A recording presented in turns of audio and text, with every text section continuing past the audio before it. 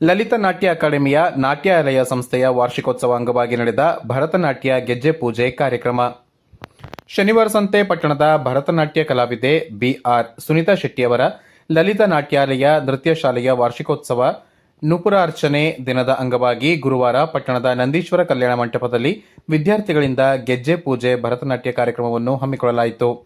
ಗೆಜ್ಜೆ ಪೂಜೆ ಭರತನಾಟ್ಯ ಕಾರ್ಯಕ್ರಮವನ್ನು ಶನಿವಾರ ಸಂತೆ ಸೇಕ್ರೆಡ್ ಹಾರ್ಟ್ ಆಂಗ್ಲ ಮಾಧ್ಯಮ ವಿದ್ಯಾಸಂಸ್ಥೆಯ ಪ್ರಾಂಶುಪಾಲ ಫಾದರ್ ಸೆಬಾಸ್ಟಿನ್ ಮೈಕಲ್, ವಿಘ್ನೇಶ್ವರ ಬಾಲಕಿಯರ ವಿದ್ಯಾಸಂಸ್ಥೆಯ ಪ್ರೌಢಶಾಲಾ ವಿಭಾಗದ ಶಿಕ್ಷಕ ಕೆಪಿ ಜಯಕುಮಾರ್, ಲಲಿತ ನಾಟ್ಯಾಲಯ ನೃತ್ಯ ಶಾಲೆಯ ಗುರು ಬಿಆರ್ ಸುನೀತಾ ಶೆಟ್ಟಿ ಮತ್ತು ನೃತ್ಯ ಶಾಲೆಯ ವಿದ್ಯಾರ್ಥಿನಿಯರು ಸಾಂಪ್ರದಾಯಿಕವಾಗಿ ಉದ್ಘಾಟಿಸಿದರು. ಕಾರ್ಯಕ್ರಮದ ಕುರಿತು ಶಿಕ್ಷಕ ಕೆಪಿ ಜಯಕುಮಾರ್ ಮಾತನಾಡಿ, ಪ್ರತಿಯೊಂದು ಕಲೆಗೆ ತನ್ನದೇ ಆದ ಮಹತ್ವ ಇದ್ದು, ಈ ಮೂಲಕ ನೃತ್ಯ, ಸಂಗೀತ ಮುಂತಾದ ಕಲೆಗಳು ವಿಶಿಷ್ಟ ಛಾಪು ಮೂಡಿಸಿದ್ದು, ಕಲಾವಿದರು ಈ ಮೂಲಕ ಸಮಾಜದಲ್ಲಿ ಸಾಧಕರಾಗಿದ್ದು, ಕಲೆಯ ಅನೇಕ ಪ್ರಕಾರಗಳಲ್ಲಿ ಭರತನಾಟ್ಯ ಒಂದಾಗಿದ್ದು, ಇದು ನಮ್ಮ ದೇಶದ ಪುರಾತನ ಶಾಸ್ತ್ರೀಯ ನೃತ್ಯವಾಗಿದೆ ಎಂದರು. ಗ್ರಾಮೀಣ ಪ್ರದೇಶಗಳಲ್ಲಿ ಭರತನಾಟ್ಯ ಮುಂತಾದ ಶಾಸ್ತ್ರೀಯ ನೃತ್ಯಗಳತ್ತ ಆಸಕ್ತ ಪ್ರತಿಭೆಗಳಿದ್ದಾರೆ. ಆದರೆ ಪ್ರೋತ್ಸಾಹದ ಕೊರತೆಯಿಂದ ಪ್ರತಿಭೆಗಳು ಕಮರಿ ಹೋಗುತ್ತಿವೆ. ಈ ನಿಟ್ಟಿನಲ್ಲಿ ಚಿಕ್ಕ ವಯಸ್ಸಿನಲ್ಲಿಯೇ ಶಾಸ್ತ್ರೀಯ ನೃತ್ಯದತ್ತ ಆಸಕ್ತಿ ವಹಿಸಿ ಭರತನಾಟ್ಯವನ್ನು ಆರಿಸಿ ಭರತನಾಟ್ಯ ಕಲಾವಿದೆಯಾಗಿ ಈಗ ಭರತನಾಟ್ಯ ಶಾಲೆಯನ್ನು ಸ್ಥಾಪಿಸಿ ಅನೇಕ ಶಿಷ್ಯಂದರಿಗೆ ಗುರುವಾಗಿರುವ ಸುನೀತಾ ಶೆಟ್ಟಿಯವರ ಸಾಧನೆ ಹಿರಿದಾಗಿದೆ ಮತ್ತು ವಿವಾಹವಾಗಿರುವ ಅವರಿಗೆ ಅವರ ಪತಿ ನೀಡಿರುವ ಪ್ರೋತ್ಸಾಹ, ಸಹಕಾರ ಶ್ಲಾಘನೀಯಕರವಾಗಿದೆ ಎಂದರು.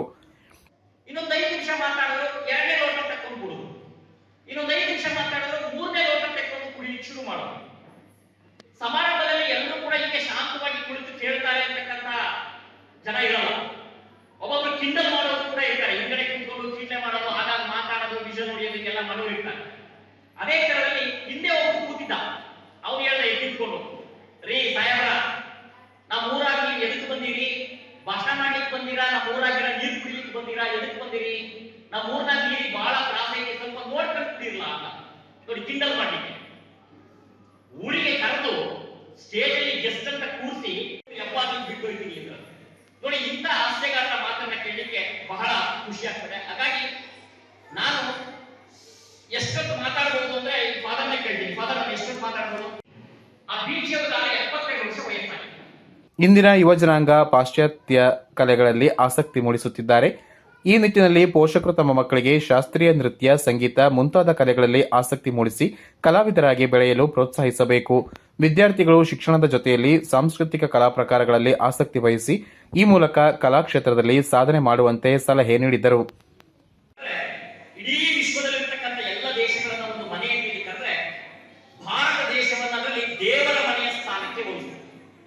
ಯಾಕೆ ಭಾರತ ದೇಶವನ್ನ ದೇವರ ಮನೆಯ ಸ್ಥಾನಕ್ಕೆ ಹೋಲಿಸಬಹುದು ಅಂತ ಹೇಳಿದ್ರೆ, ಇಲ್ಲಿ ಹುಟ್ಟಿರ್ತಕ್ಕಂತಹ ಪುಣ್ಯಾತ್ಮರು, ದಾರ್ಶನಿಕರು, ಆಚಾರ್ಯರು, ದಾಸಶ್ರೇಷ್ಠರು, ಸಾಹಿತ್ಯ, ಕಲೆ, ವಾಸ್ತುಶಿಲ್ಪ ಪ್ರಕಾರಗಳು ಇದೆಲ್ಲವೂ ಕೂಡ ಬಹಳ ಅತ್ಯುತ್ತಮವಾದಂತಹ, ಅದೆಲ್ಲವೂ ಕೂಡ ಜನಿಸಿತು ಈ ಭಾರತ ದೇಶದಲ್ಲಿ.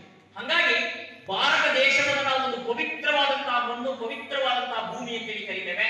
ಕಾರಣ ಇಲ್ಲಿ ಆಚಾರ್ಯರು, ರಾಮಾನುಜಾಚಾರ್ಯರು, ಶಂಕರಾಚಾರ್ಯರು, ಮಧ್ವಾಚಾರ್ಯರು, ಬಸವಣ್ಣ, ವಿವೇಕಾನಂದ. ಕಾರ್ಯಕ್ರಮದ ಕುರಿತು ಮತ್ತು ನೃತ್ಯ ಶಾಲೆ ನಡೆದು ಬಂದ ಹಾದಿಯ ಕುರಿತಾಗಿ ಲಲಿತ ನಾಟ್ಯಾಲಯ ಸಂಸ್ಥೆಯ ನೃತ್ಯ ಗುರು ಸುನೀತಾ ಶೆಟ್ಟಿ ಪ್ರಾಸ್ತಾವಿಕ ಮಾತನಾಡಿದರು. ಕಾರ್ಯಕ್ರಮದಲ್ಲಿ ಸೇಕ್ರೆಡ್ ಹಾರ್ಟ್ ವಿದ್ಯಾಸಂಸ್ಥೆ ಪ್ರಾಂಶುಪಾಲ ಸೆಬಾಸ್ಟಿನ್ ಮೈಕಲ್, ಸುನೀತಾ ಶೆಟ್ಟಿ ಪತಿ ವಸಂತ್, ಸೇಕ್ರೆಡ್ ಹಾರ್ಟ್ ವಿದ್ಯಾಸಂಸ್ಥೆಯ ಶಿಕ್ಷಕಿಯರಾದ ಶ್ವೇತಾ, ಆಶಾ, ಯಶೋಧ, ಸುನೀತಾ ಶೆಟ್ಟಿ ತಂದೆ ಬಿಪಿ ರಾಜು ಮುಂತಾದವರಿದ್ದರು. ಲಲಿತ ನಾಟ್ಯಾಲಯ ಶಾಲೆಯ ವಾರ್ಷಿಕೋತ್ಸವ ಅಂಗವಾಗಿ ಗುರು ಸುನೀತಾ ಶೆಟ್ಟಿಯವರಿಂದ ಭರತನಾಟ್ಯ ಪ್ರದರ್ಶನ ನಡೆಯಿತು. ನಂತರ ನೃತ್ಯ ಶಾಲೆಯ ವಿದ್ಯಾರ್ಥಿನಿಯರಿಂದ ಭರತನಾಟ್ಯ ಕಾರ್ಯಕ್ರಮ ನಡೆಯಿತು. ನೋಡಿದ್ದಾರೆ, ಅವರು ತುಂಬಾ ಪ್ರೋತ್ಸಾಹ ಕೊಡ್ತಾ ಇದ್ರು ಅವಾಗ.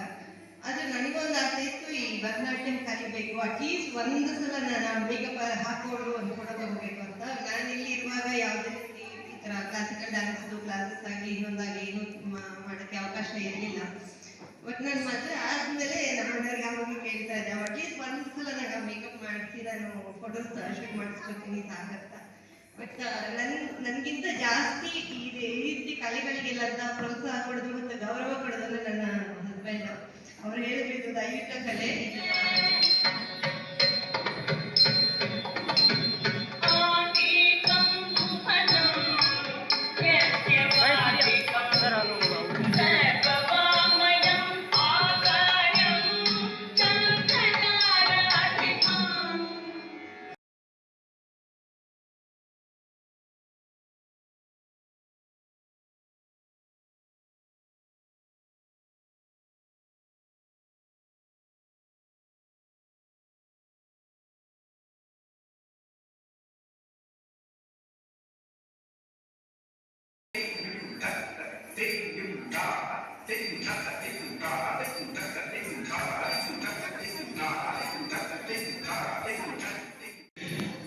Stop.